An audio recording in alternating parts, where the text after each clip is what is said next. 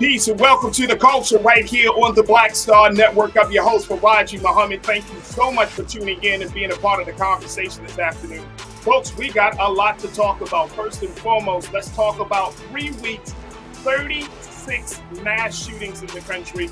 We're going to share with you some of the latest data as we're looking at the situation that happened out here in California, where 10 people were killed over the weekend, and how this is a very, very serious problem in America. We'll have that conversation. Also, let's talk about Bethune-Cookman. I'm not talking Ed Reed, but the students are saying Ed Reed was right. Students are protesting the condition of dorms, even posting photos of mold in the dorm rooms. Yeah, it's creating a huge problem for HBCUs because guess what, folks? This ain't the first HBCU that had this problem. We'll talk about that. Also, we got to check in with my guy Scotty as we talk all things sports, from Ed Reed to Shannon Sharpe, what Uncle Shannon had to deal with over the weekend, and so much more. So stay with us. It's all happening on today's edition of The Culture right here on the Black Star Network. You ready to rock and roll? So am I. Let's go.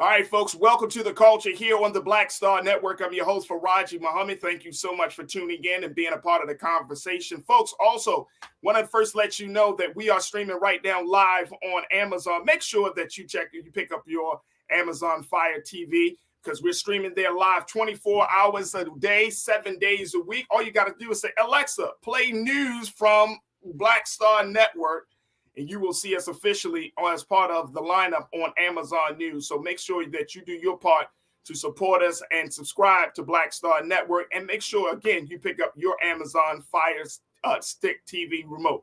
All right, folks, that's going to happen there. All right, let's jump into the discussion about what's going on with the mass shootings in this country. We have, unfortunately, saw the latest mass shooting in Monterey Park, California, right here in the LA area, where 10 people were killed, over 10 people were killed, and many more were injured at a dance party. It has been identified that the shooter was a 72-year-old man who was a patron of this dance hall. And when he was stopped for a traffic violation, that's when he had pulled the trigger on himself, causing a self-inflicted wound. And some would even had reported that he was on his way to commit a second mass shooting before that stop happened. So we're looking at another unfortunate and tragic situation in this country. The unfortunate part about it, even more so than just this incident, is the fact that we are only 3 weeks into the new year of 2023.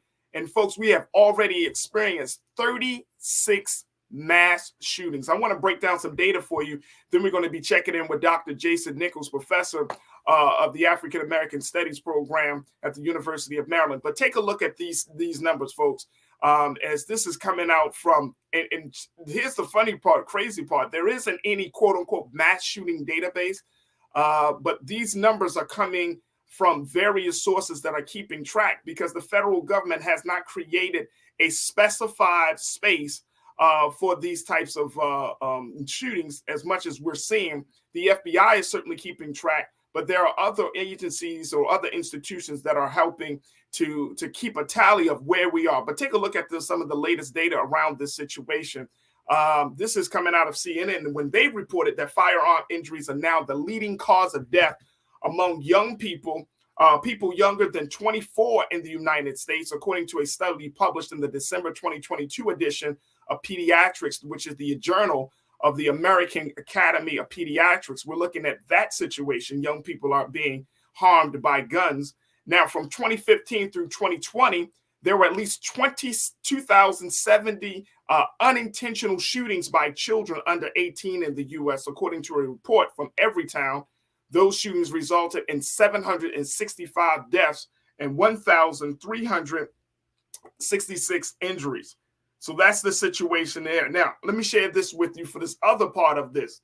which is even more shocking, folks, because as much as we're talking about these mass shootings, take a look at the numbers around how many folks actually own guns in this country. There are about 393 million privately owned firearms in the U.S. According to an estimate by the Switzerland-based Small Arms Survey, that's 120 guns for every 100 American. Now, while the exact number of civilian-owned firearms is difficult to calculate due to a variety of factors, including unregistered weapons, the illegal trade, and global conflict, no other nation has more civilian guns than people. We have about 320 million people in this country. About 45% of U.S. adults say they live in a household with a gun, according to an October 2022 Gallup survey. I want to bring in my brother, Dr. Jason Nichols, who is a professor, and he can give us a little bit more insight into this situation. But, Doc, good to have you on again, brother. Thank you for joining us. Oh, we got you on mute right there, brother. There we go. Okay. Yes, sir. Thank you for joining us, Doc. Thank you for having me. Absolutely. All right, let's look at this situation. 3 weeks, 36 mass shootings. We just saw the unfortunate situation in Monterey Park, California. Over 10 people were killed in that situation.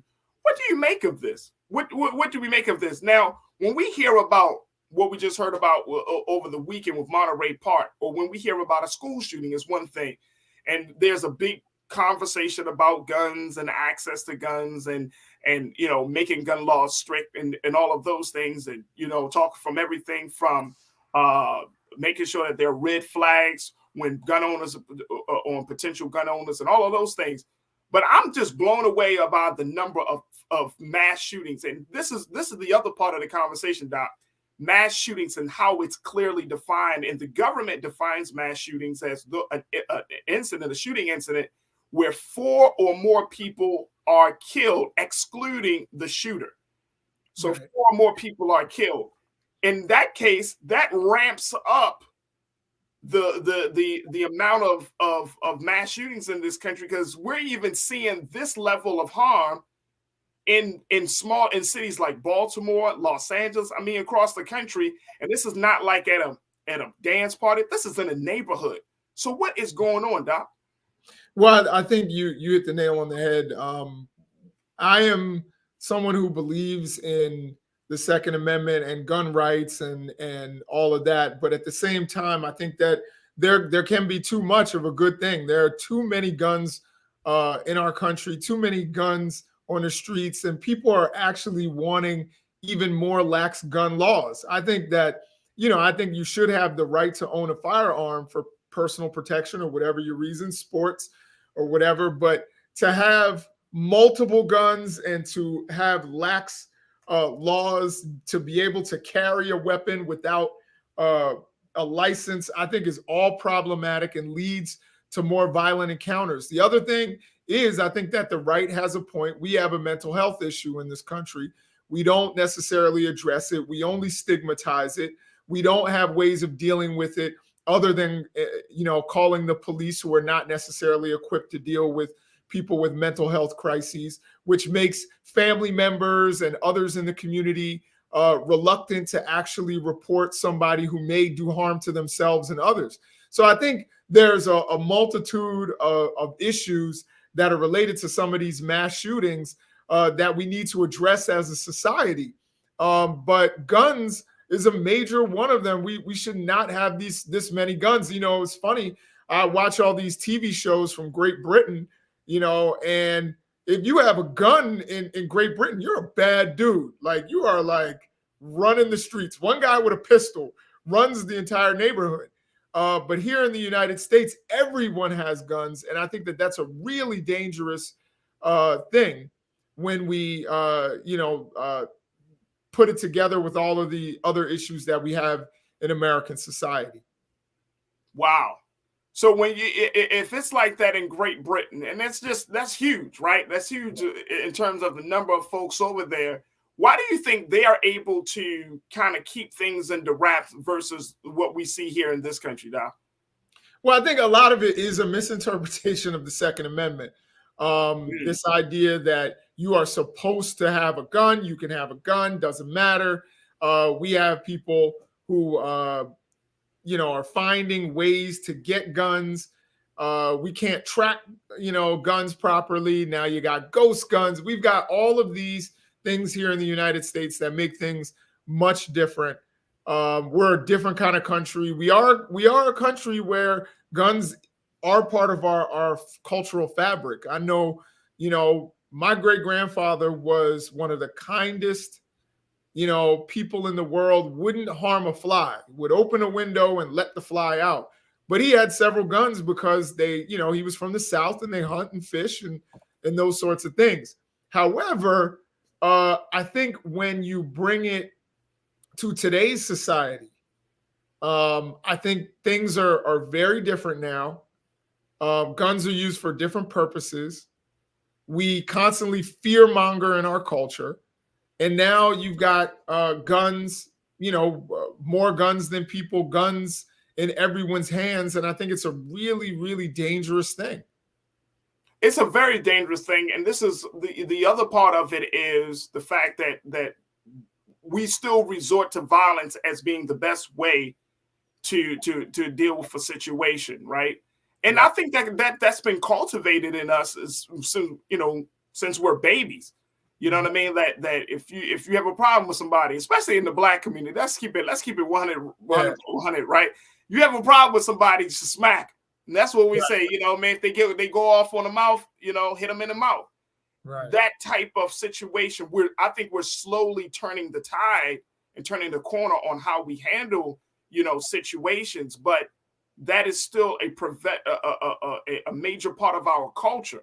That you're gonna get me in trouble, is the only way. You're gonna get me in trouble, Faraji, because I'm gonna really, say some stuff. Come on, brother, let's go. That's the culture, baby. Let's keep it 100. If we're gonna talk about Black culture, right? One of the things that I think we need to address is violence in our households. So the way that I grew up and probably the way you grew up, it was, if someone does something wrong, you would get the belt, Yeah. And I think we're cultivating this idea that we don't communicate. You know what I mean? We don't sit down and talk to children. We're teaching them implicitly that the way to deal with anything that you find objectionable is violence. And then, of course, there's the old, somebody's picking on you at the park. You're going to get it worse in here if you don't go out there and handle it, and all those kinds of things. We don't allow for kids to have fear, to be scared, all these kinds of situations that we need to address within our community. But I think corporal punishment, there is so much research out there that says corporal punishment is damaging for children, that it causes all kinds of problems, mental problems, anxiety, hypervigilance, anger. There's a cacophony of evidence that says it's damaging. But what I often hear when I talk to people and I talk to people on social media, there's always the response from African-American people. Come on, I know what you're about to say, Doc. Go ahead and say it, brother. And I'm okay. Right. There it is. Bing bong. It's like, you're probably not as okay as you think you are. You know what I mean? And we're not okay. We're not okay. We are far from okay, brother. Right. Real talk. We're far from okay, man. It's okay to not be okay. You want to say it. Yeah. You want to say it. Yeah, I think we can, the thing is, we need to promote things like mental health care and all of that, and devalue violence as a way to solve problems. Teach kids how to communicate. You know what I mean? Not always turn to corporal punishment. Look, I have 3 kids. I understand it's frustrating, but your frustration is your problem as a parent. To be honest, that's your issue to deal with. Yep. And what you should learn to do is communicate and learn to solve problems that way. And you teach your kids that so that they don't resort to violence first. Absolutely. Look, we got to take a quick pause. When we come forward, folks, I want to hear what you got to say about this 3 weeks, 36 mass shootings in this country. When does the trauma end? We're going to continue our conversation with our brother, Dr. Jason Nichols. We're just getting heated up here. So stay with us. There's more conversation right here on The Culture on the Black Star Network.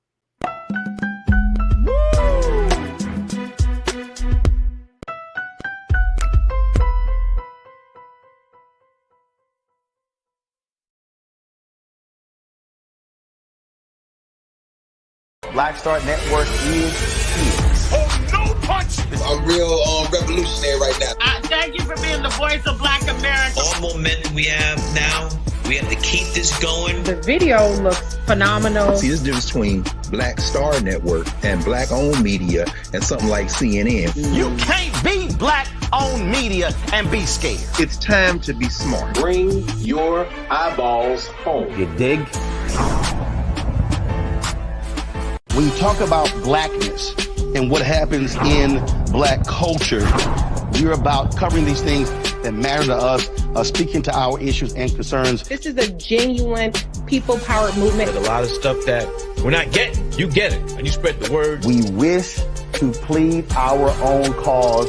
Too long have others spoken for us. We cannot tell our own story if we can't pay for it. This is about covering us. Invest in Black-owned media. Your dollars matter. We don't have to keep asking them to cover our stuff. So please support us in what we do, folks. We want to hit 2,000 people, $50 this month, raise $100,000. We're behind 100,000, so we want to hit that. Y'all money makes this possible. Checks and money orders go to P.O. Box 57196, Washington, D.C. 20037-0196. The Cash App is $RM Unfiltered. PayPal is R Martin Unfiltered. Venmo is RM Unfiltered. Zelle is roland@rolandsmartin.com.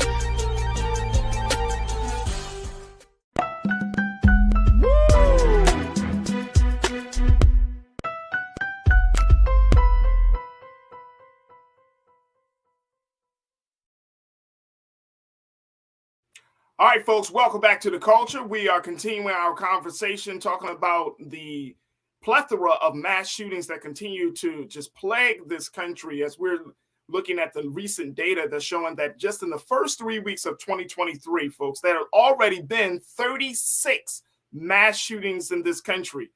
And that includes the latest mass shooting that we just heard about over the weekend, where 11 people, the number has been inched up by 11 people have unfortunately lost their lives in that dance hall massacre in Monterey Park, California, by a 72-year-old man who just went berserk and unfortunately killed 11, injuring many more.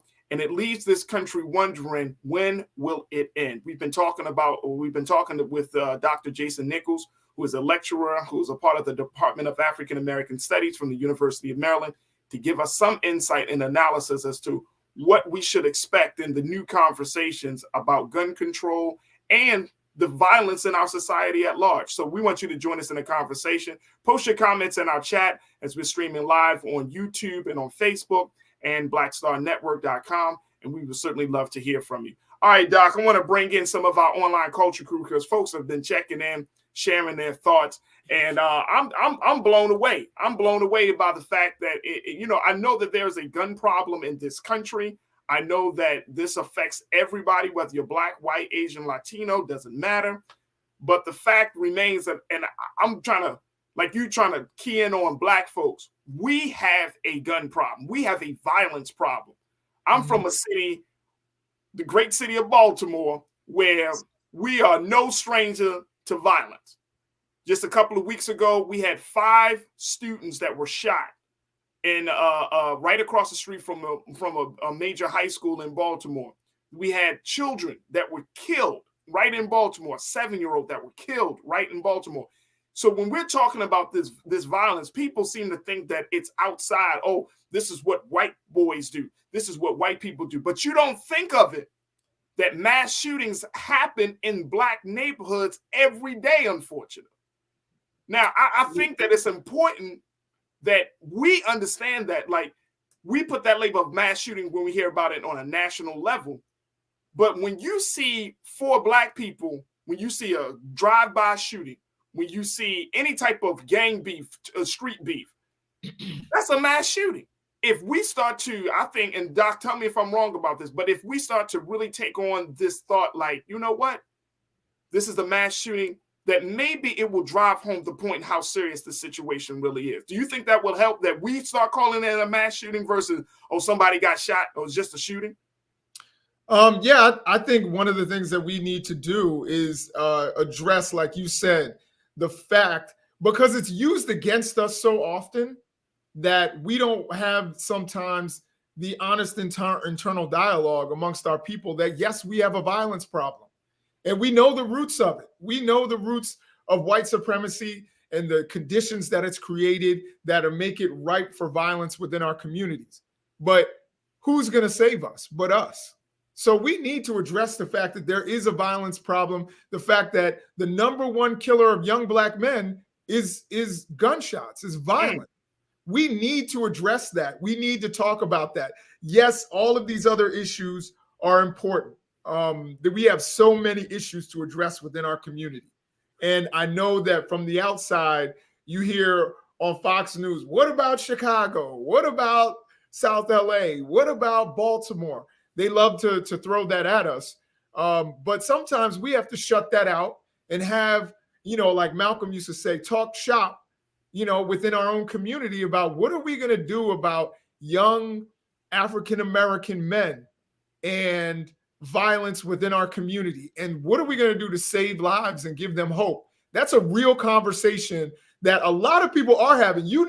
In Baltimore, there was Baltimore ceasefire and 100 Black men, and there are lots of activists on the ground doing the work in every city. I assume they have that in every city. But we need to, first of all, give them our attention, give them our resources, help them to do the work, and be a part of something that's going to save lives. Now, I understand there's so much for Black people to deal with because of white supremacy and what it does to our communities. But violence and getting us to understand the value of our own lives, it has to be high on that list. There are lots of mass shootings in Black communities. Yes, they're not the random shootings. They're not the ideological, let me leave a manifesto shootings. But, like you said, drive-by shootings, targeted shootings that sometimes will go wrong and, bystanders get hurt. These are the things that we need to have a conversation about within our community to give us the pride and the resources and all that to address violence that generally comes from young men. And there's something there that we need to have a conversation about as a society as a whole about young men and violence. But within our community particularly, I think if you had a lot of the leaders of our past, they'd be talking about that right now. They'd be talking about what do we do for our community. Absolutely. Beat Face Lay, you checked in and said, look, I wouldn't harm a fly, but I have a firearm. I would never use it unless my life was in danger. I hope so. I hope you're a responsible firearm user. And I believe you are. If you're going to say that, that's good to know. But I appreciate you, Beat Face Lay, for checking in. Willie, my guy, you said the Second Amendment says well-regulated militia. No one's regulated in America. I was damn near in a shootout at a 7-Eleven last night. No cap. I saw the gun the woman had. Unfortunate situation. And I'm glad, Willie, that you were safe and not harmed in that situation, because, that situation could go left really, really quick. But yes, it's also that piece of just walking around, the gun laws. And there's so much fear of each other in this country. That's been exploited to the nth power. There's so much fear. We are so afraid of each other. We are so afraid of each other to the point where it's like, you look at me wrong, I feel like you're a threat. Right. You cross the way you walk up on me, it's a threat. You know what I mean? Like we in a conversation, you don't agree with me, it's a threat. And that's unfortunately the mindset for so many people. Real Brooklyn, my guy, you checked in and said, nothing wrong with guns. We don't hold people accountable as we should, and that's the issue. It all starts at home, and the home is being monitored by video games and social media. I get that. But look, the fact is that you can go in other countries, and Dr. Jason, you said this in the beginning. You can go into the UK, to Great Britain, and their gun situation is much different. They got just as many people in some of these major cities out there, but their gun situation is much different. Why is that? And we got to really look at that. Part of the data that's showing Australia, in certain cities, certain countries and continents, Australia, New Zealand, even some parts of Africa, they have better control on guns than we do here in America. Yeah. I mean, and yet we tout ourselves as being, Dr. Jason, we tout ourselves as being the most civilized, the most technologically advanced, the people on the planet with the highest morals and values. I'm not so sure about that. I'm gonna be honest with you. I don't buy that. I don't buy that. No, how is that the case? And we got more guns and putting more people in prison at the same time, but we are so far advanced. And I'm talking about people. I'm not talking about technology. I'm not talking about economic systems. I'm talking about people. Are the people of America, are we that far advanced? Do we have the right to stand as the moral authority on being decent human beings? That's the part I'm talking about, Professor. Yeah, I mean, I am somebody who is not a believer in this idea of American exceptionalism, that we are somehow exceptional. I think America has issues. We just, as you stated, have in many cases a better economic situation than many other places. We're not as desperate. Our standard of living is higher, which will produce different outcomes. But this idea that we are somehow better people is just not grounded in fact. And we see in a lot of the things that we value as a society are not people-based. You know, we will sit there and spend lots more money on building weapons. By the way, the United States, I don't care what anybody says. You can talk about China, you can talk about Russia. We see Russia is getting beaten by Ukraine. The United States militarily could destroy the entire world 4 times over. We are militarily incredibly strong, yet we put so much money into that and not a lot of money into people, to the point where we are talking about Social Security and Medicare being in danger. We don't want to give every single American health insurance, which we could totally do. We could give universal health insurance. We could do Medicare for all. These are not impossible things, but we would, rather spend money on weapons. So that shows you our priorities are not humanistic here. Absolutely. Absolutely. Let me go to McCole. McCole, my sister, you checked in and said, for some people, guns equal power. Some people love power. Some people like being able to control other people. I believe that we have to consider America's issue with violence, period. Yeah, I mean, that's the American way. If you're not taking people, taking advantage of people, unfortunately, this is the American way that we all have been taught and groomed, and we all had to be reprogrammed to not be this way anymore. But when you're a child, you are taught and groomed that if you in order for you to get power, you got to take it. Absolutely. In order for you to be at the top, you gotta step on somebody else, right? Like, that's the way that we have been taught. And that is if I don't care what nobody says, that's a violent mindset. Mm-hmm. That you got to violate somebody else's peace, somebody else's rights, somebody else's space, so you can get ahead. That's violence. That's what they call violence, folks. It's not just about guns and knives. That's violence on a person's existence and their own humanity, Professor. And I'm not saying that we should teach our children to be wimps or soft or anything of that nature, but you got to be considerate. Like, we're not here by ourselves. I think everybody wants the same thing. Right. I think we teach young people to be aggressors.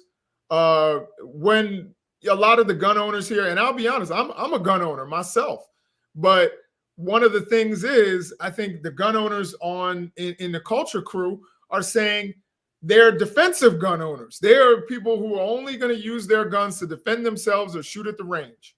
That's it.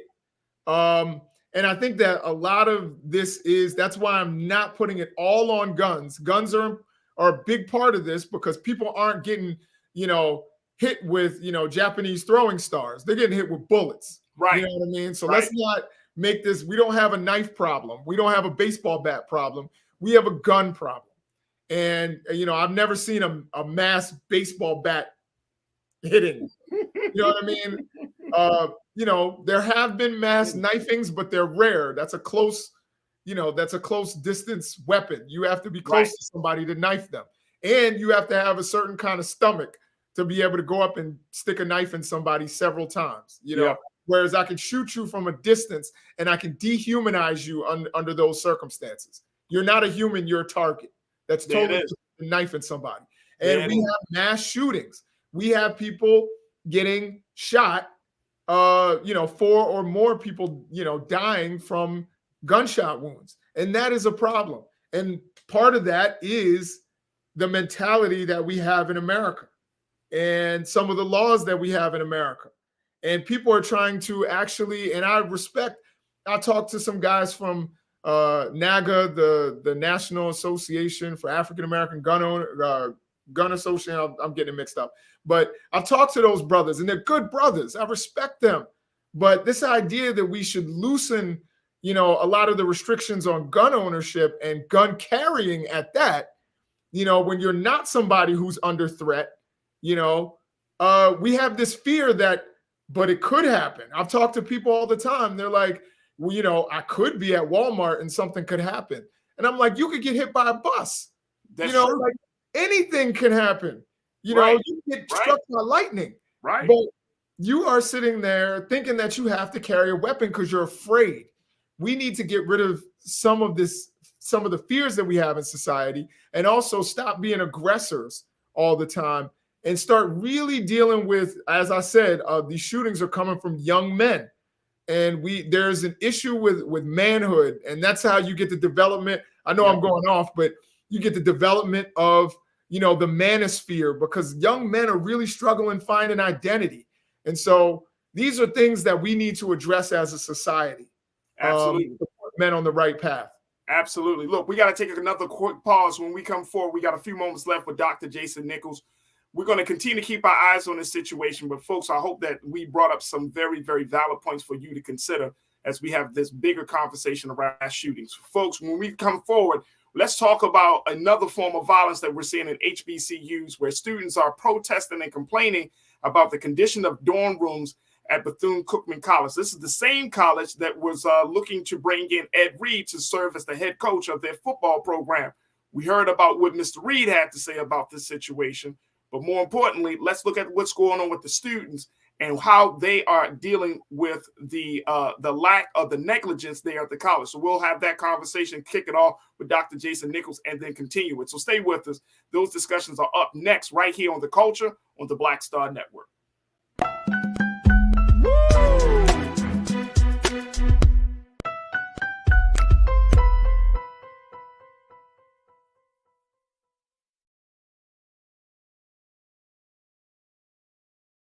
Hatred on the streets, a horrific scene, a white nationalist rally that descended into deadly violence.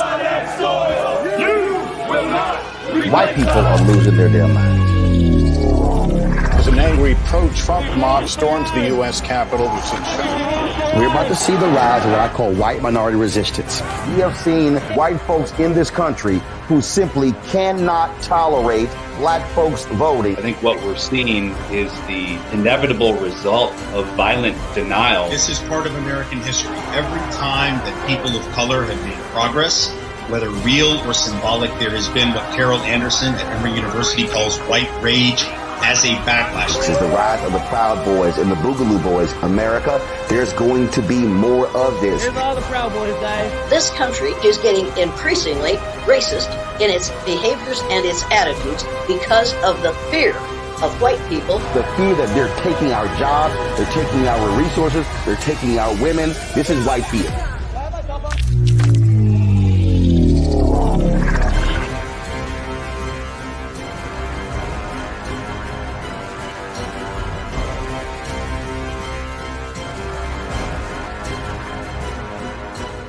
Black Star Network is here. Oh, no punch! I'm real revolutionary right now. Thank you for being the voice of Black America. All momentum we have now, we have to keep this going. The video looks phenomenal. See, this difference between Black Star Network and black-owned media and something like CNN. You can't be black-owned media and be scared. It's time to be smart. Bring your eyeballs home. You dig?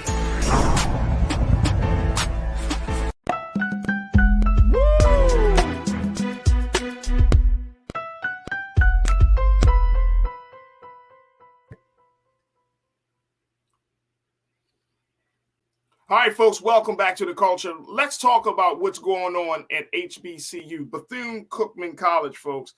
This is a very, very special college, an historic college and university right there in the Florida area. Well, folks, apparently out there in Daytona Beach, Florida, students are not happy. There are a number of students that are planning a protest in response to the school's announcement. It has chosen not to hire NFL Hall of Famer Ed Reed as the new football coach, because Reed had criticized the conditions of the college, of the school. And now those students bear the slogan, Ed Reed was right, because now they're looking at the situation as students are looking at how they are being, the living conditions there at the college at Bethune-Cookman. There are a number of students that sent pictures after pictures, posting them on social media, and where they showed mold in the building. I want to bring my brother, Dr. Jason Nichols, back into this conversation very quickly.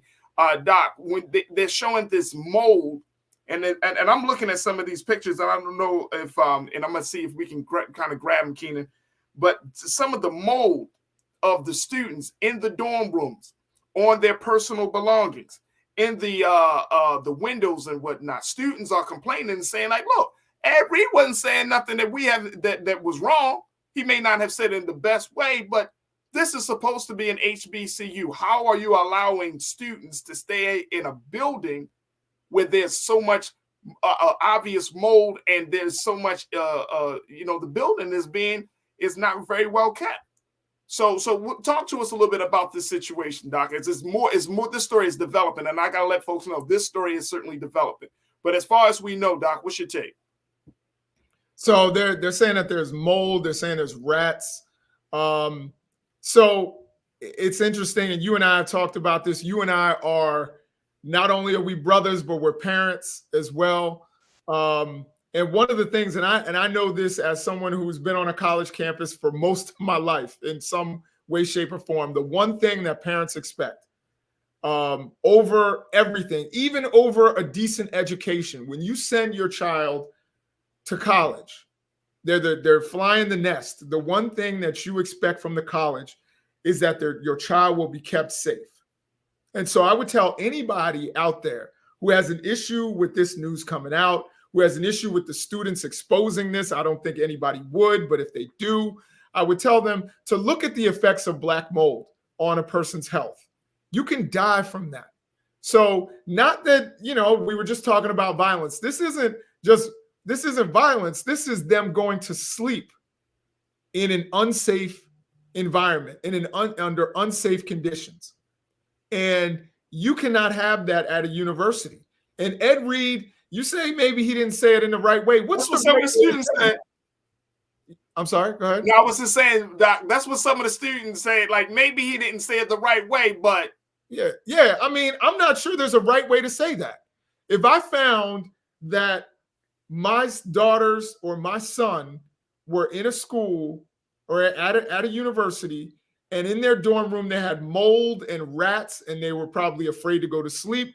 I know I have, asthma. If I were to have to deal with that, in a dorm room, like, I'd have a lot of expletives. If that were the case at the University of Maryland, I would come on your show and I would probably state more expletives, because that is, infuriating for kids who are paying and going into debt, by the way. These are the same kids. We know HBCU kids carry more debt than kids at PWIs. And so these are the same black kids that are going to carry debt, and you're not even keeping them safe. Not learning aside, learning is important. Don't get me wrong. I'm an instructor, I'm a teacher, I'm a lecturer, I'm a professor. Learning is important, but safety is number one. I want my child to go to school and come back in the same condition that I sent him, just a little more educated and smarter. Absolutely. Let me just show these quick photos, and I know you got to hop off, Doc, but look, take a look at these photos, folks. These are from the students. Look at the condition of this. This is this is like on someone's bed. Let's just take a look at them, folks. This is from, look at this. That is absolutely disgusting. Yeah. This is from, it looks like it might be from the window or something. Yeah, no, the back of the wall. That's a picture. That's a picture. Let's keep showing them. because you got students that are saying, look, on personal belongings like hats, they had, like you said, rats in the dorms, and they also said they complained of no hot water in the dorm space, as well as no AC, that they got to keep the windows open year round because there's no AC. Look at this. Like, if I came to a college and I saw my sons or my daughters, come on, man. Yeah. Come on, man. I mean, that's just not acceptable. It's not acceptable. It's not acceptable. And you expect Ed Reed to go to, some 5-star athlete who's being, I don't know if anybody, I would tell you, go on YouTube after you watch The Culture, go on YouTube and look up the dorms at Alabama. And you want to go and have Ed Reed go into some 5-star athlete's, room with his grandmother and sit down there and say, I'm going to keep your child safe. Yeah. I'm going to help them to earn a college degree. When the conditions aren't even safe, and then he's basically, you asking him to go to somebody's grandmother's house and lie to their face. Right. And that's what Ed Reed was showing in the frustration that he said. Yes, those conditions are not safe for any human being to be living under, and particularly to be learning. I know I'm not going to be reading books in my room if I'm afraid that a rat is going to pop out at any second. So this is not, the kind of thing that we can just brush aside. And again, I said this on Roland Martin's show. There's a joke, and you probably remember this, Faraji. There was a joke in, I think it was Next Friday. And Day was saying, oh, look at my 20s out there. And Ice Cube or Craig was like, yo, those are 10s. But what did Day say? He said, I keep them clean though. We can't, the conditions in there, that's what Ed Reed was saying. Keep the conditions clean. We understand that you're cash strapped. We understand this is an HBCU. We understand this is in Alabama. We get that. But keep it clean. Keep it safe. That's all that they're asking for. And that isn't to impugn the character of the board at Bethune-Cookman, but we do say that you can't get mad at Ed Reed for being frustrated with that, and you're not doing anything about it. That's all. And that's the problem. That's the problem. The problem is that when we, and this is the thing, I understand HBCU pride. I worked at Morgan State University for my professional career a long time. I understand how it is that you want to put your best foot forward. But when we start to hear on the unfortunate stories of students at HBCUs, money getting misappropriated, physical conditions of the buildings not up to par and up to standard, we gotta face it like it is and say it like it is. It's wrong. Absolutely. I don't want you to sweep. Don't talk to me about Black pride, Black HBCU pride, because you don't want to, damage the reputation. But what about the students that are there? Right. What about? Remember that the same situation happened at Howard University. Right. Where students were protesting about the physical conditions of their dorm. Like, what's going on? Right. Somebody needs to get fired.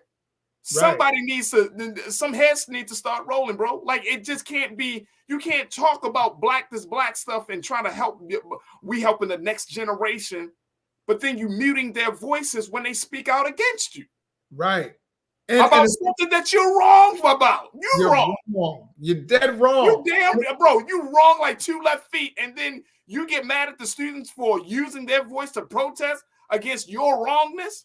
And let me tell you something, Bethune-Cookman, they better, I got to roll, but I will say this, that Bethune-Cookman is in real danger, because if somebody, you better believe there's somebody who sat in those dorms for 4 years who has health problems because of it, has serious asthma, has serious respiratory issues, has suffered because they lived under those conditions. Bethune-Cookman better make sure that they start changing what's going on down there and make it better for those students. And those students, yes, it's a Black institution. Yes, but it bears the name of Mary McLeod Bethune. Let's take pride in that. Let's make it so that it is the type of place that you would want Mary McLeod Bethune would want to sleep in her own dorms. Right. Right now, it's not that. Mary McLeod Bethune would be upset about the conditions. Brother, please. That bears her name. Please, ain't that the truth? Look, I know you got to hop off. Dr. Jason Nichols, lecturer for the Department of African American Studies at the University of Maryland. Always a pleasure to connect with you, brother. So God willing, we'll reconnect with you next week. But thank you so much for giving your insight and analysis about this. We're going to continue the conversation. But thank you, brother Doc, for coming on today. Thank you, brother.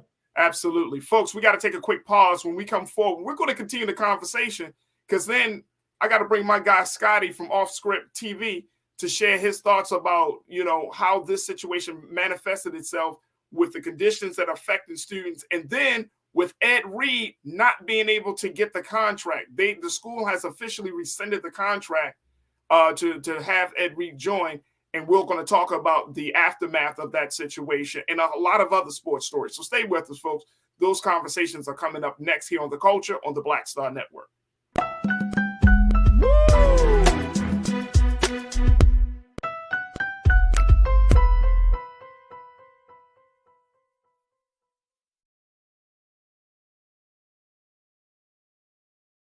When you talk about blackness and what happens in black culture, we're about covering these things that matter to us, speaking to our issues and concerns. This is a genuine people-powered movement. There's a lot of stuff that we're not getting. You get it, and you spread the word. We wish to plead our own cause. Too long have others spoken for us. We cannot tell our own story if we can't pay for it. This is about covering us. Invest in black-owned media. Your dollars matter. We don't have to keep asking them to cover our stuff. So please support us in what we do, folks. We want to hit 2,000 people, $50 this month, raise $100,000. We're behind 100,000, so we want to hit that. Y'all money makes this possible. Checks and money orders go to P.O. Box 57196, Washington, D.C. 20036-0196. The Cash App is $RM Unfiltered. PayPal is R Martin Unfiltered. Venmo is RM Unfiltered. Zelle is roland@rolandsmartin.com.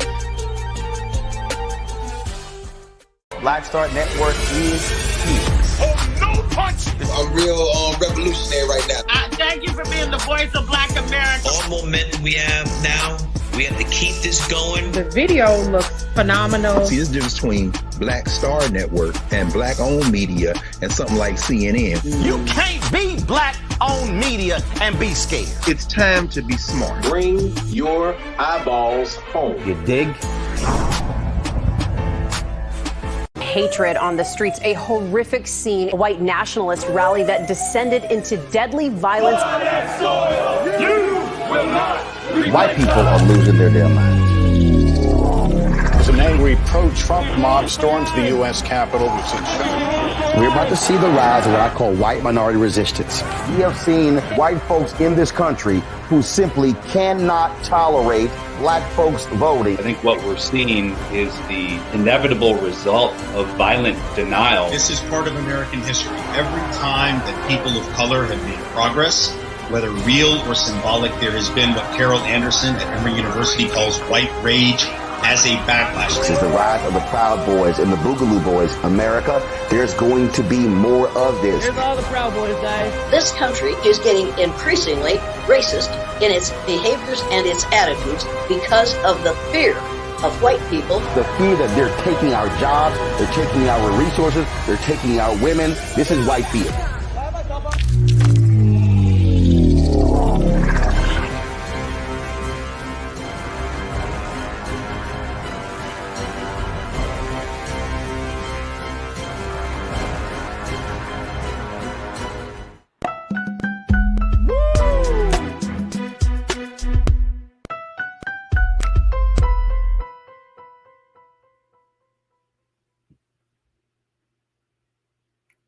All right, folks, welcome back to the second hour of The Culture here on the Black Star Network. We've been talking about the conditions of Bethune-Cookman College and the conditions that has caused NFL Hall of Famer Ed Reed to just go on a social media tirade that may have costed him the opportunity to coach the HBCU's football team.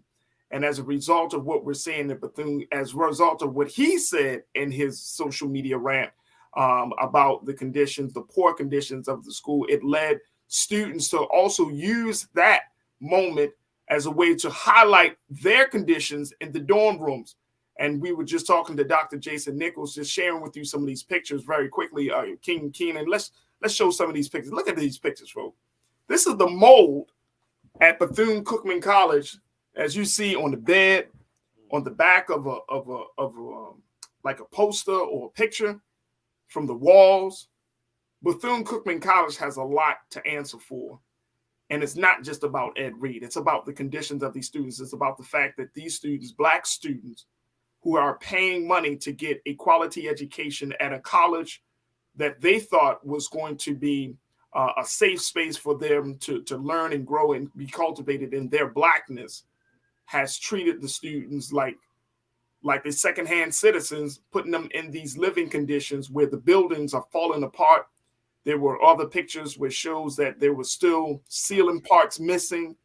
They were showing some mold in other places, and it's got many people. Take a look at this. Imagine walking through the dorm rooms looking with this situation hanging. Stuff is hanging from the ceiling. And I know I got some engineers, a part of my online culture crew. Y'all know that's a problem. That's a lawsuit waiting to happen. That is a real problem. Let me bring in my guy now as we talk a little bit about all of this. My brother Scotty from Off Script TV. Check it out. Scotty. Look, I saw, look, when I heard about Ed Reed, I put it down there. I was like, I got to talk to Scotty. Please let Scotty be available on Monday. Please let Scotty be available. I ain't gonna lie to you. I was hurt, bro. I was hurt. Now we saw, now here's the thing, and Keenan, just, if you can pull up the, when you get a chance, pull up that social media piece from Ed Reed. Now we saw how upset and frustrated and passionate he was about picking up the trash off the field. Mm-hmm. That's on the outside of the school. Mm-hmm. Now we're seeing pictures of students having mold on their beds, brother.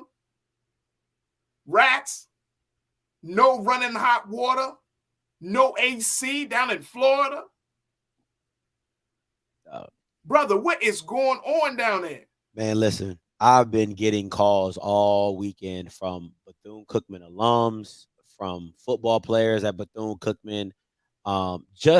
It's really, I can't even describe how many layers this goes into, right? Because I've even had people from administration talk about what's going on their side. So what I want to address is, a lot of people are going to say this. Well, Scotty, the underfunding of HBCUs is a systemic issue that's been, I get it. But this is the analogy I want to give to you. My dad was not in my life. My dad was in jail most of my life, right? And if I'm a 35-year-old man and I can't keep a job, I can't manage my money, I don't know how to speak to people, the excuse I cannot keep saying is because my dad wasn't in my life. People know, like, I know he wasn't in my life. People know that they're like, we understand that, okay? We understand that. But I have to do the work to be a better person. So I give this to all the people that keep saying that. We all know HBCUs are underfunded. But I say this, the money that you do get, come on, do you manage it well? Because you cannot tell me that the systemic underfunding of Bethune is the lead cause of Black mold being in this institution when they just paid to have new dorms. And they almost lost their accreditation because they got in a loan that was too much for them. So it's bad mismanagement. I just got off the phone with a Bethune alum. She's been a 30-year alum. She says, Scotty, I know there's at least $50 million in the endowment. It should be, but we've gone through so many board of trustees and presidents and interim presidents. We don't know where the money's at. And I'll give you this, the last thing, before we even get to the mold and Ed and all this, the board of trustees is suing the National Alumni Association of Bethune. So I want you to think about that. If you at a school and you're the national alum, the school is suing its own alumni and wants them to be dissolved so they have no They have no connection to the school. Like I said, there's so many layers to this, Faraji. It don't even start with Ed Reed. So that opens. So Scotty, my question is, why in the world would they bring an NFL Black Hall of Famer? Why would they bring him to the school under those conditions where he could highlight these conditions, take this situation to the next level? Because I don't know if a lot of people knew that this was a condition at Bethune-Cookman. But why would they even take the chance and say, okay, let's bring this Hall of Famer to the school? Did they really expect him to overlook all of that stuff? Listen, And they just keep his eyes on the money and the opportunity and the spotlight and not think about the well-being of the campus or the students? This is what I think happened. And stay with me here. I know we've been taking breaks and stuff, but stay with me right here, right? I feel Bethune did Ed Reed like a guy who got like 3 baby mamas, but you just tell him I got 1. Right? Because you're like, oh, they accept 1. 3, that's a little lot. She ain't going to talk to me if I tell her I got 3. I think they omitted some stuff from the initial conversation, but that does not absolve Ed Reed for not doing his due diligence and rolling up to the school and saying, hey, what is all of this? I think Bethune should have came on and said, hey, man, we got this wrong. We got this wrong. We got this wrong. We got this wrong. How can you help us? And I think Ed Reed, that then puts the ball in Ed Reed's court and saying, do I really want to take on this monument of problems just as a head coach, or am I okay to just step back and say, yeah, nah, this is not the job for me? So I think I would give it like 60-40, 60 Bethune, 40% Ed. He's not absolved for not, bro, you can't take a job as bad as Bethune and then cry on social media talking about, they even got the fence fixed. I'm like, bro, what did you do? Let me do that. Let's for those who may not see it, hey Keenan, let's play a little bit what Brother Ed had to say. This is just a snippet because he went on his tirade. Check this out, folks. I chose not to, but now I'm out here walking with the football team, picking up trash. But I'm mutting us. Man, get out of here, man. I should leave. I'm not even under contract doing this. I'm mutting us. Man, get out of here, man. They mutt me. These motherfuckers ain't even clean my goddamn office when I got here. I'm mutting y'all. Get your ass, man. Come on, man. Come on, man. All this shit here was trash in front of me. Who you think got this shit cleared out? That building right there got trash in it. It's fucking trash. What are you talking about? Need no goddamn donors to come out and help out, because people just want money. That's why I don't fuck with social network. Fuck out of here, man. Hard, folks. A dispute over a Wow. Like what? Like Ed. Wow. They had 2 natural disasters that hit Daytona, right? You're down in Miami. You couldn't drove up to Daytona and just look around. Once again, the president could have came up to Ed Reed and said, hey, man, let me take you around, show you some stuff, what's going on. This is the problem, blah, blah, blah, blah, blah. So, yes, they both have a part to play in this. Ed is not absolved for not doing his due diligence, and Bethune is not absolved from not relaying this information to Ed, right? Because if I tell you what it is then on you to deal with it. You can't come back and cry and complain about it because I told you what it was. I told you I had 3 baby mamas. I told you I got 6 kids. You decided to deal with me. You know what I'm saying? You can't get mad at me now. So I'm not a fan. I'm not a fan of that. I'm trying, Scotty. I'm trying to realize. I feel like there's so, like you said, there are layers of problems here. I'm trying to figure out the Bethune College student, the black student, right? Feel for them dudes, bro. What happens to them? See, I'm not okay. Ed Reed, he's out of it. They rescinded his contract. They put out a statement. We can show a statement once we get back from break. But I'm still thinking about these students, man. They can't just walk away because that's their school. They can't just walk away from this. Yeah, and Ed Reed can, and Ed Reed's still going to be Ed Reed at the end of the day. So this don't really hurt Ed Reed. He's going to be Ed Reed at the end of the day.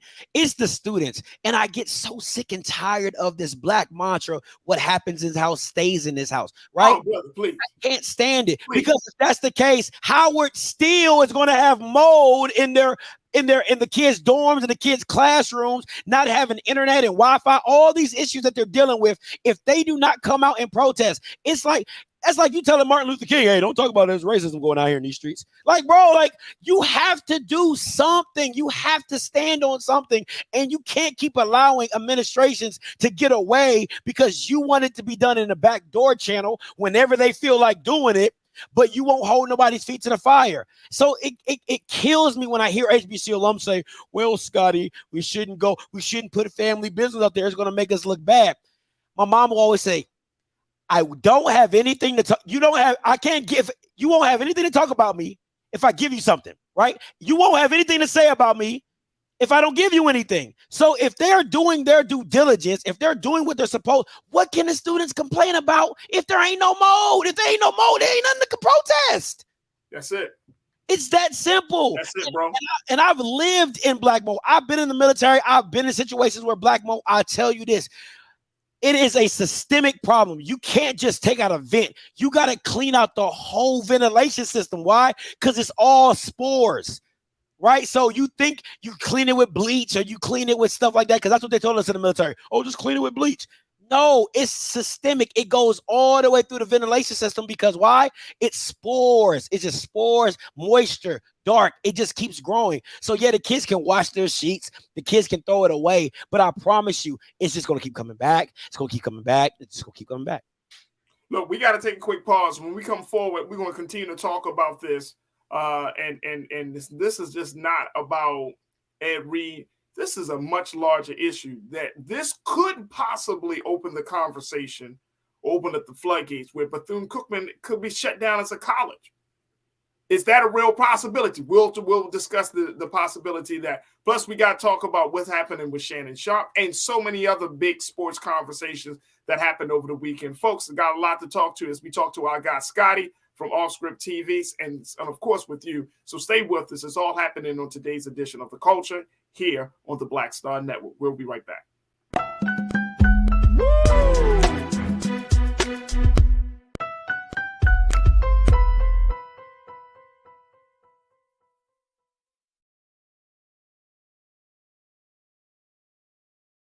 Pull up a chair, take your seat. The Black Tape with me, Dr. Greg Carr, here on the Black Star Network. Every week, we'll take a deeper dive into the world we're living in. Join the conversation only on the Black Star Network. Black Star Network is here. Oh, no punch! I'm real revolutionary right now. Thank you for being the voice of Black America. All momentum we have now, we have to keep this going. The video looks phenomenal. See, there's a difference between Black Star Network and black-owned media and something like CNN. You can't be black-owned media and be scared. It's time to be smart. Bring your eyeballs home. You dig?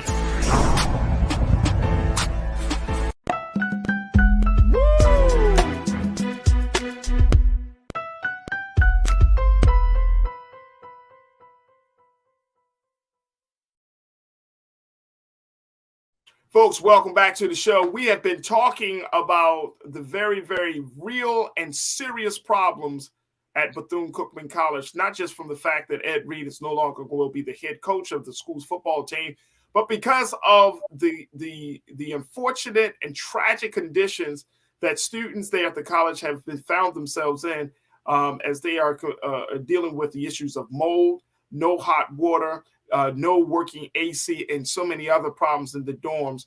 And it has opened up the floodgates for criticism and for some people to wonder what is really going on at the HBCU. I've been talking to my guy, Scotty, from Off Script TV, as we look at this, because this is a combination of sports and sports news, as well as I would just say regular news, hardcore topics of why we are finding our HBCU, Scotty, to be in this condition, whether you're talking about Bethune-Cookman, we brought up Howard. I mean, there seems to be these ongoing stories every so many months where we're looking at what's going on at the HBCUs, things that we probably would have kept swept under the rug, but now they're coming to light. And I'm wondering, bro, why is that? Why is that? Why aren't we having a very real conversation outside of the funding? You already made an excellent point about it. But I don't think people understand that at these HBCUs, it's not just about the lack of funding. It's just about, like you mentioned, the money that you do get.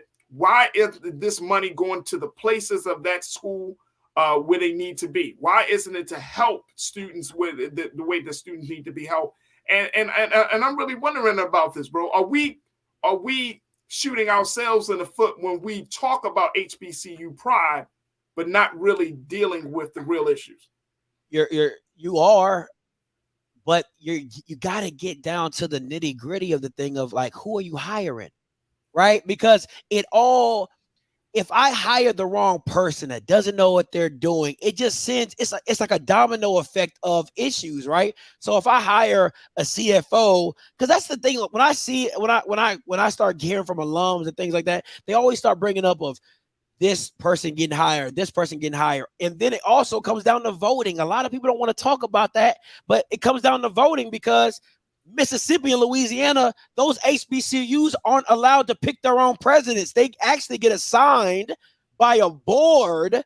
So if you get assigned, if my president gets assigned by an all-white board, they send me a president that is mismanaging my school because the president's hiring people that don't do their job, right? I make a complaint to who? The board that hired them. It just, man, listen. Hey, Scotty, I don't think a lot of people know that. Bro, it's such a bad system. You got like the Louisiana board, the ULS system, and you have the IHL board in Mississippi where they appoint schools presidents. But then you have a problem with the school president, you make a complaint to the board who hired the school president. Like, who does that? Where's the checks and balances in the system? Where's the third independent party that the schools can feel comfortable going to say, hey, this person isn't doing their job correctly.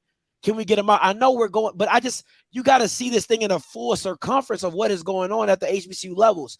Yes, there's mismanagement of funds. Yes, there's systemic underfunding, but also there's a political aspect of this where people are getting the government, Ron DeSantis, you see he's trying to get rid of CRT and black. Dog, you got an HBCU school. You don't think they're going to take black education? Like, that don't even make sense. Like, it's just, man, it's just so many layers to this thing, but you got to be able to control what you can control. And Bethune being a private institution, you might have the hardest time of getting funding, but you have the most freedom to put whoever in place than you want. I don't understand how this how this stuff gets happening. So, and it starts with the Board of Trustees member, the judge, Belvin Perry, who was a part of the Casey Anthony case. You know, he's running this whole thing in a shamuck, right?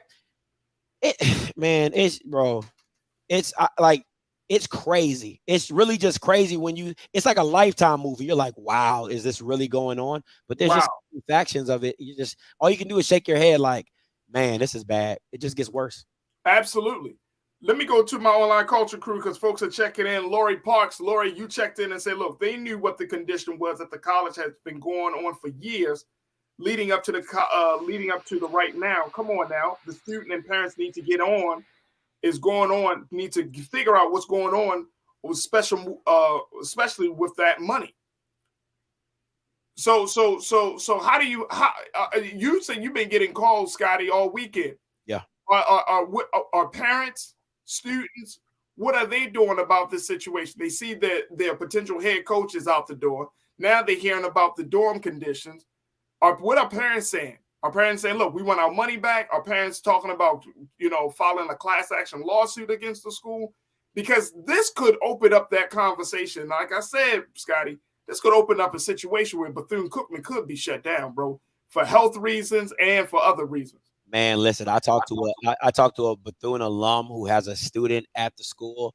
I've talked to a good friend of mine whose daughter works at the school. They said the nursing building is closed down because of mold. His daughter has to go into work with a mask on just to do her job at Bethune in certain cases. They've been having issues with mismanagement of funds, so they don't even know if they're going to get paid. The Bethune alum with the parent, she says that the kids are protesting today at 12 in the quad. They did that today. And listen, she thinks the ultimate goal of what this board of trustee members are trying to do, she thinks that, and this is a rumor, that they are trying to dissolve the school so Daytona State can take over the school, and then they merge and it becomes Daytona State. That's what she thinks the ultimate goal is, because a lot of the board of trustee members are not from Bethune. They're not alums of Bethune, nor have they helped in fundraising in any faction to benefit Bethune. So it's just, she sees a big conspiracy coming down the pipeline. And from what I've been seeing and what I've been told, I can't put any blame on why she feels that way or why she thinks that, because you've gone, 4 to 5 years with an interim president. And the reason you've gone with the interim president is because the board of trustee member, Belvin Perry, the head of the board, wanted to be the president of the institution. He didn't get the job. They gave it to another lady, and he still is the board of trustees chair. So I can dictate what I give the man. Listen, it is crazy. Listen, Roger, I'm telling you, bro, it's wild at Bethune. It's literally the Wild Wild West. I mean, that and see, when I hear that type of reporting, bro, I like I say, it's only going to be a matter of time. It's only going to be a matter of time. And this gives Ron DeSantis just enough ammunition to shut down the school. And because he has the power to do that. He's going to shut down the school. I think he's going to make a political point. That's fair. While he do it. That's fair. He's going to make a political point saying, look, the education content is not relevant. And more importantly, look at the management. Look at how the money is being used. And then he's going to try to position himself as the savior of black students. I think he's going to go the OSHA route, right? Like, I think he's going to go that environmental route, because you probably can't really dibble dabble with the private because it is a private institution. But like you said, if you see it as a health concern, if you see it as OSHA or, a workplace violations and all that type of stuff, yeah, I definitely can see him weaseling his way and taking over the school, or making them dissolve themselves because of the mismanagement, or opening themselves up to something else entirely. You know what I'm saying? So I can see this situation. This situation is it sounds like, Scotty, that this is really just the tip of the iceberg. Oh yeah, the Ed Reed thing was just a domino. Yeah, it was just a domino. So what about Ed Reed stepping in, or any other Hall of Fame, or any other, and I'm talking about major name, bigger voice folks down in Florida? Are there going to be an effort to try to, quote unquote, relieve the students of this burden? Like what can be done? That's the big question. What can be done at this point? Because the students will have to leave these buildings. The students can't stay in there and sleep in there and learn in these spaces. So what can be done? They gonna have to go to school at some other property, another HBCU, or what? What are you hearing? I gave you the face because I thought you was like, is another Hall of Fame coach coming? But oh no, hell no, hell no! There ain't nobody about to walk through that door. National search my ass. Anyway, I don't know, man. Because listen, one thing about black people, and I'm black, we got egos. We got egos, man. And if it's like, I got this, I can handle it. It's not that bad. And it's bad. Oh, it's bad. So it's just a lot of egos. Is the board of trustees going to reach out to another institution? You know what I'm saying? They have to initiate that contact. They have to initiate, because FAMU, I believe, is about 3 to 4 hour drive, maybe Tallahassee. Yeah. Oh no, Daytona. It might be a 4 or 5 hour drive. So that's I don't know where else you're gonna go. Maybe you go to Florida Memorial, or maybe you go to Edward Waters. You know what I'm saying? I think there's a little closer in the vicinity, because I think it's only 4 HBCUs in Florida. But I mean, it takes a great leader to see that and kind of, put that in the forefront and say, hey, let's Let's take this. Let's have them go virtual for a while we get this stuff handled. Send them back home or send them down to Florida Memorial or whatever while we get this thing handled. But I don't see that happening anytime soon. If I'm hey, bro, before they even send folks back home, they better make sure they get tested. Listen, bro. You know what? And I know I'm being dead ass serious, bro. Right. You're going to have to now.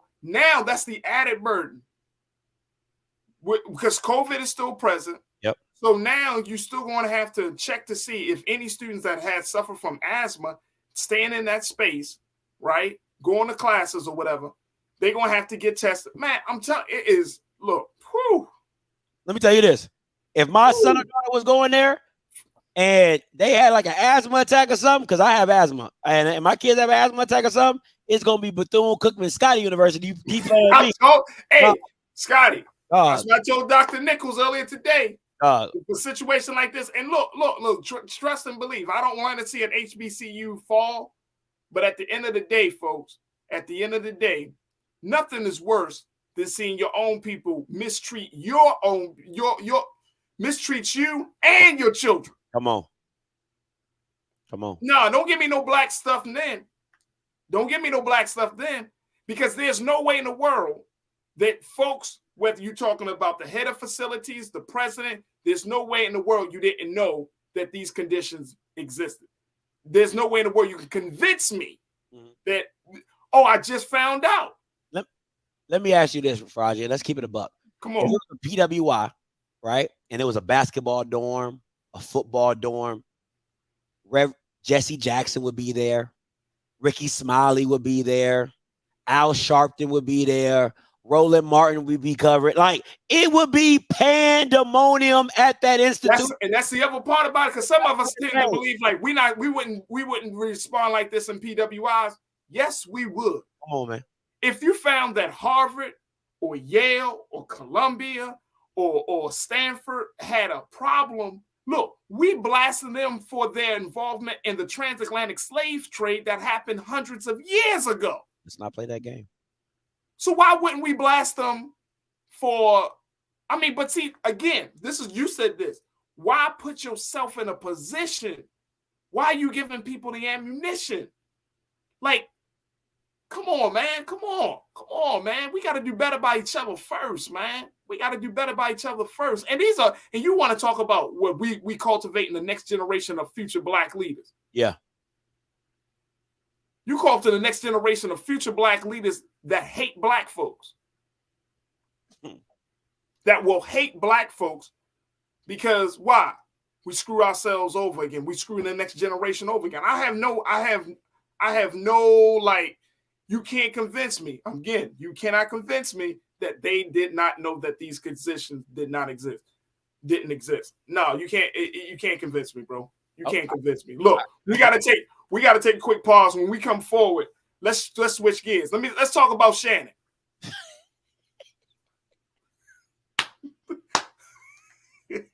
Let's talk about him. Let's talk about Shannon. What the hell was that? We're going to talk about Shannon Sharpe. Stay with us, folks. A lot to get to as we talk to my man Scotty from Off Script TV, and we talk sports. Stay with us. It's The Culture on the Black Star Network.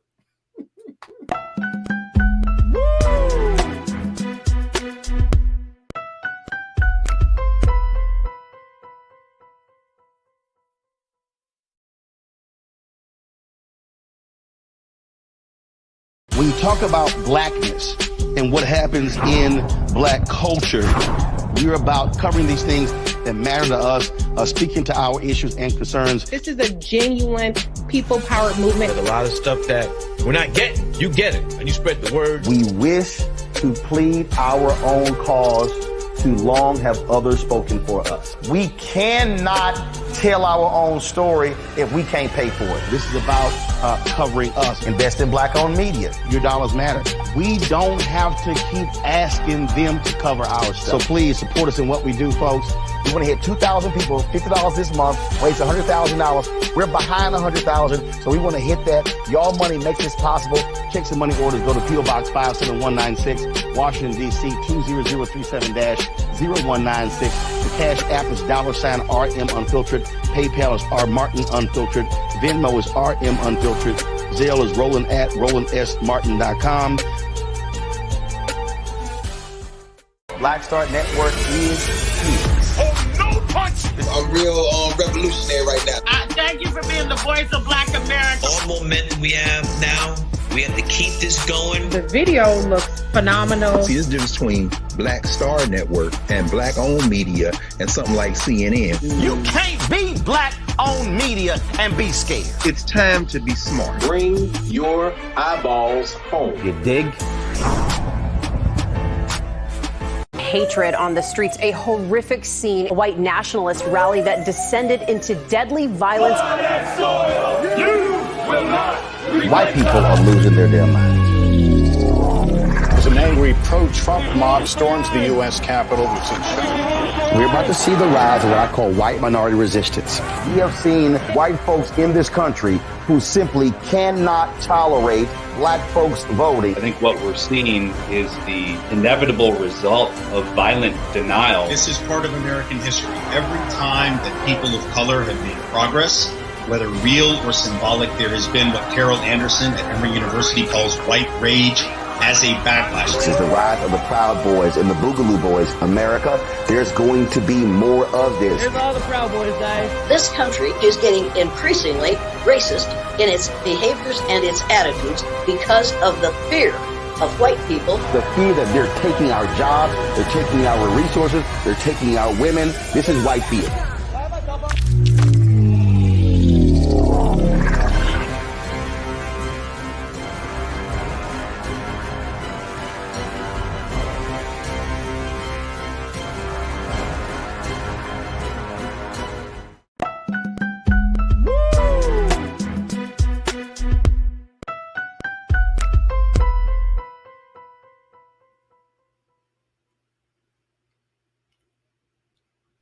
All right, folks, welcome back to the show. We've been talking to my guy, Scotty, our sports contributor here. He serves as the host of Off Script TV. Y'all can find him on YouTube and on social media. But we've been talking all things sports, some of the heavier topics in sports, like what's going on with Ed Reed and Bethune-Cookman. To now we want to shift gears to talk about the situation with Shannon Sharpe. I should call this, I want to bring Scotty back into the frame. I should call this part when Black Hall of Famers go wild. Yeah, okay. We start off with Ed Reed. Now we got Shannon Sharpe. Bro, so here's the thing, folks. Shannon Sharpe went to a Lakers-Grizzlies game. He got into some words with Dylan Brooks. Mm-hmm. And he essentially just said Dylan Brooks can't guard LeBron James. He's too small. Apparently, Dylan Brooks got some wind of that Shannon said that and told Shannon to go F himself. Of course, Shannon responded, F you. And then they going back and forth. Next thing you know, Dylan Brooks is having a problem. Then John Morant comes over. Then Ja's father, T. Morant, comes over. Everybody is having a problem. And Keenan, find a picture of Shannon looking like Superman coming out of the Cliff Huxtable sweater.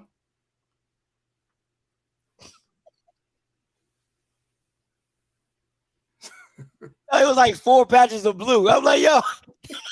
Hey, yo, Shannon was like, hey, Scotty, Shannon was like, don't make me come out of this Cliff Huxtable sweater. I'll show you a different world.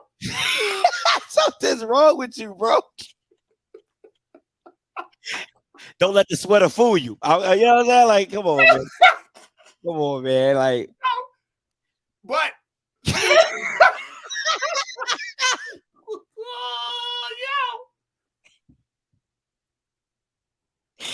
Shannon big as hell, bro. Oh man. He's like, look, let me.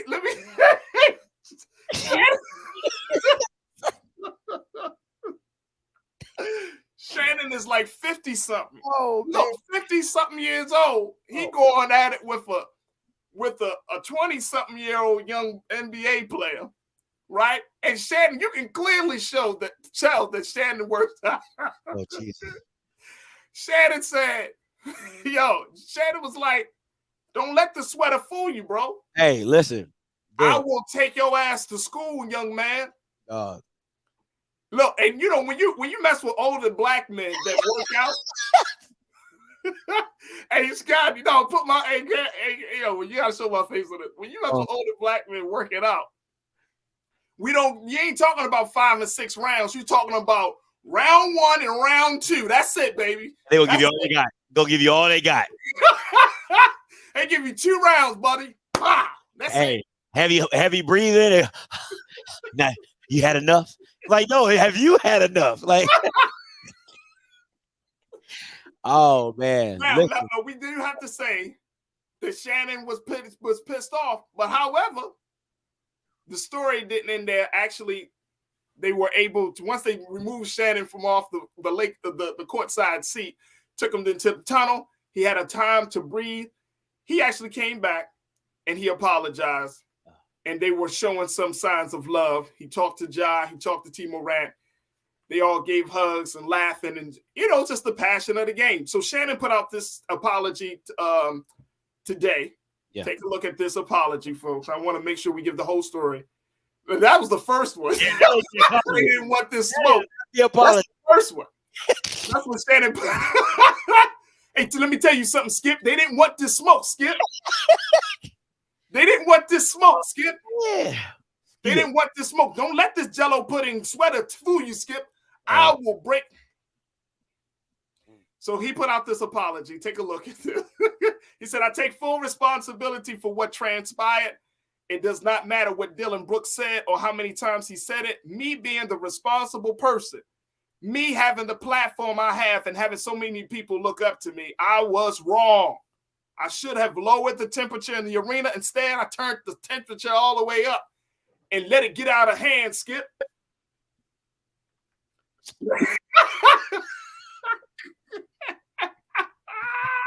Boy, that all look. right, Scotty. Boy. Scotty, what do you make of this, bro?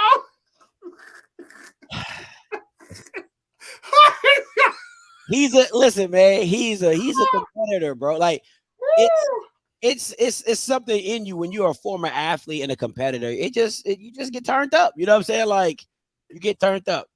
It just is what it is. But it's just in the sweater though. Somebody said in the comments, and I thought this was hilarious. It said he looked like a walking ocean wave. Like, shout out to Conscious for that. That's hilarious, bro. Like I just in the sweater though. Like my culture crew, they dying, yo. That was a good one. Real Brooklyn says Shannon got that old man strength. That old man strength will take you down, young buck. Yeah, that's real. Now that old man is that. Hey, look, that strength. That's old man. They don't even call it strength. They go strength. Hey, with the FTH. That old man strength. That thing is real. Listen, hey, look, I don't know if we have the video. Hey, Scotty, I know you saw the video where he was telling, I think Dylan, he was telling him to come forward. He kept doing like a route. Like, yeah, come on over here. No. He was telling him, he was like directing him like, no, take that slant and then go and come right here. Come right here. Let me tell you something, Dylan. Come on over here and say that to my face, Dylan. Man, listen. Look, say that to my face. I like what Dylan said. Tell me you want this pudding over here. I like what Dylan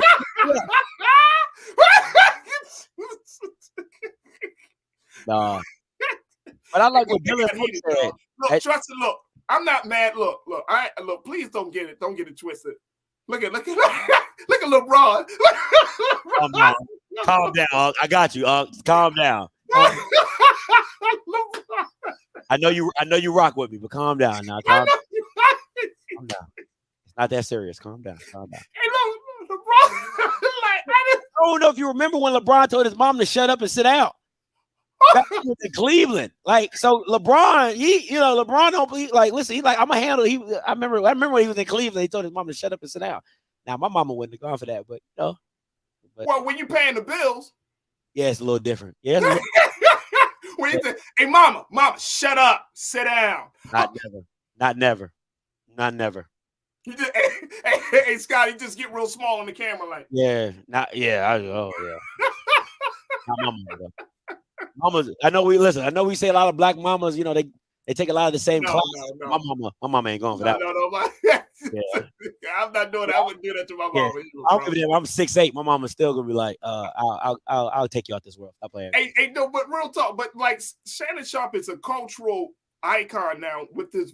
I mean, the platform is huge. Absolutely. Like I think more people listen to Shannon Sharpe now than they probably did when he was playing football. Absolutely. So you feel like he handled it like the apology was a good apology? As good as it's gonna get. You know what I'm saying? The thing about it is see, this is what happens when you make statements earlier in your media career, and people can bring that stuff up. All the times where he said people on the sideline shouldn't be talking, and they think they're privileged to have those because they pay an absorbent amount of money and things like that. But what you fail to realize is when you in that same situation, how things turned. So you can no longer say, oh, they should have done better or knew better. You then put yourself and say, hey, Skip, I've been there. The heat of the battle, you say something that you don't mean to say. So it's just correcting your actions. And now you can be more empathetic to a lot of people that you've been so hard on previously. So yeah, that's really the new outlook he should have going forward. Oh yeah, he go watch. Somebody gonna say he needs anger management problems. I know it. They're gonna be like, Shannon Sharpe needs anger management problems. Let me tell you something, Skip. It's just bad. It's just a bad look for black men. It is. It's just those type of things, right? Because it's like, oh, black men are angry and black people are angry. And it's like, but you know what though, Scotty? And you know what? That's true. But white sports fans are worse. Way worse. Way worse. White sports fans. Remember, and I know everybody remember that moment that the real big fight with Ron Artest. Malice in the Palace. Everybody come on. Y'all remember that. Yeah. And the thing that set Ron Artest off. White man throwing a beer. Now I'm gonna lay on this commentator's booth real quick because I'm gonna chill out.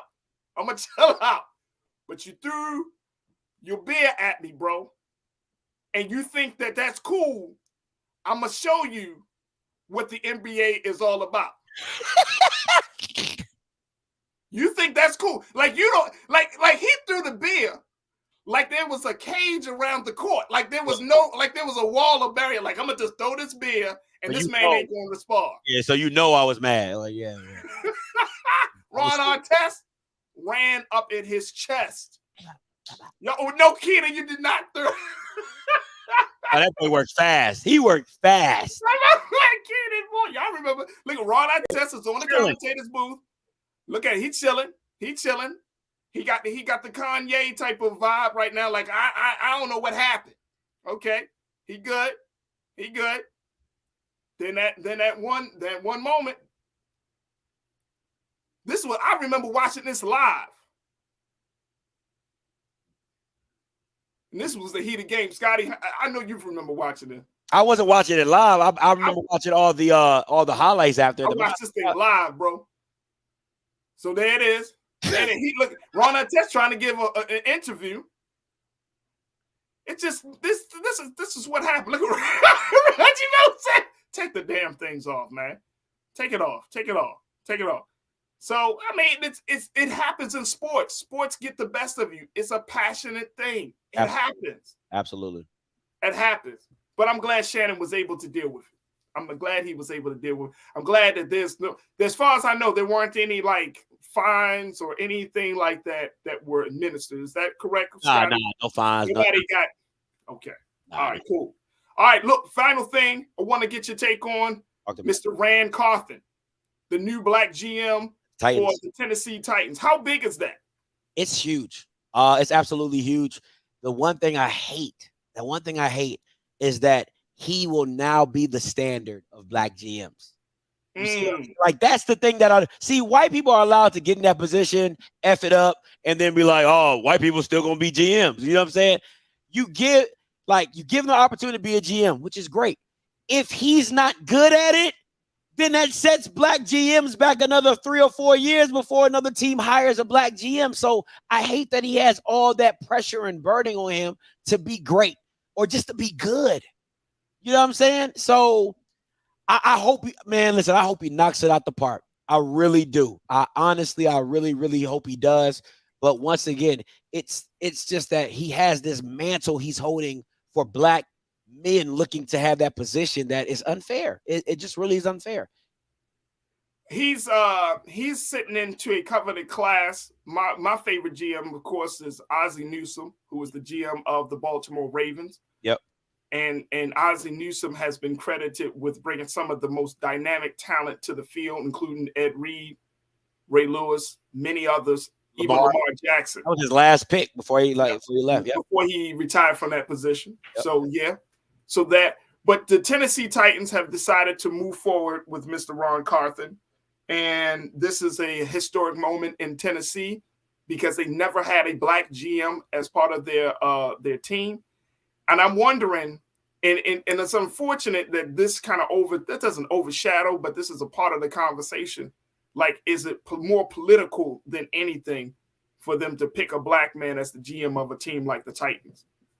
And that makes the question makes it even worse for Raji. It's like he can't just be good enough at his job. He can't just be good enough, unfortunately. You know what I'm saying? I'm sorry. Gender and motive, but that's the stuff that surrounds, it surrounds the NFL. It surrounds black people progressing in the NFL. Oh, did they do it because of Black Lives Matter? Did they do it because of the Rooney Rule? Right.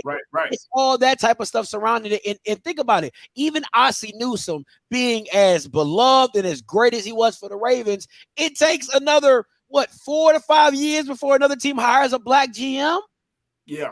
You know what I'm saying? I think the Detroit Lions have a black GM, if I'm not mistaken. And I think they have a black GM as well. So, but it's just the little dots here and there that come about it. But listen, I don't know if there's a political agenda. I don't know if there's a hidden motive. All I'm saying is my brother, get in there and kill it. Get in there and kill it. That's all I can do. Absolutely. All right. I saw something that made me think of you, Scotty. Damar Hamlin. We know that he was able to attend the Bills game.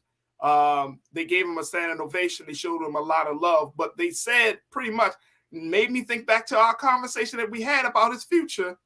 That young brother will not be playing football again. Here's why, folks. Unfortunately, his heart condition is much more serious than expected, that he's going to have to put his body on rest. He will not be able to withstand the pain and the pressure, the hits that you see in the NFL. And so we may have just seen the last of Damar Hamlin as a Buffalo Bills player. And we might see Damar Hamlin in other spaces, and I hope so. But his heart is in a serious condition where he needs to get rest.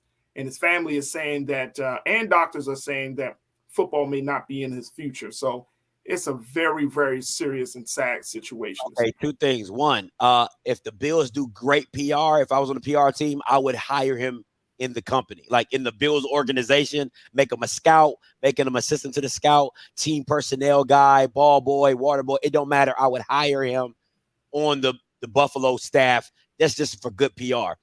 And the second thing, I don't give a damn if the doc said he was 100% a go. Buffalo was not going to put that boy back on the field for no reason, because I'm not about to take the liability for you. So one, if Bills will do some good PR, hire him in the Buffalo Bills staff or the organization, put him up in sales, put him somewhere to where you can be like, see, we take care of our players.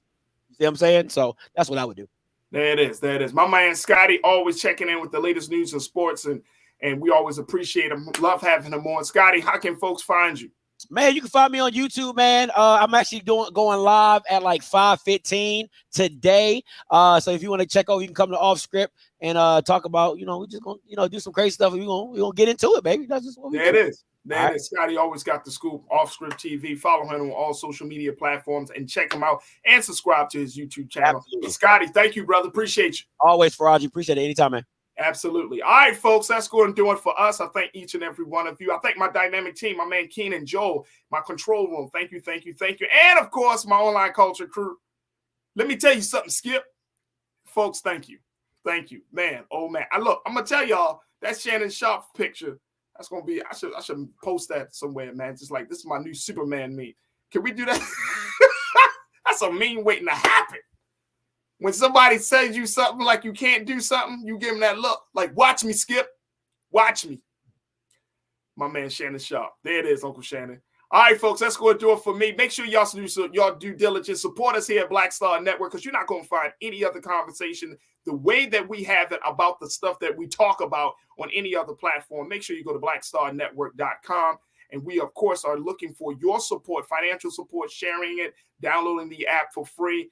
And, of course, folks, we want you to follow us on all social media platforms at Black Star Network on IG, Black Star Network on Twitter as well. Also, while you're on social media, make sure you hit me up at The Real Faraji. I'm going to be found on IG at The Real Faraji, on Twitter at Faraji. I would love to connect with you.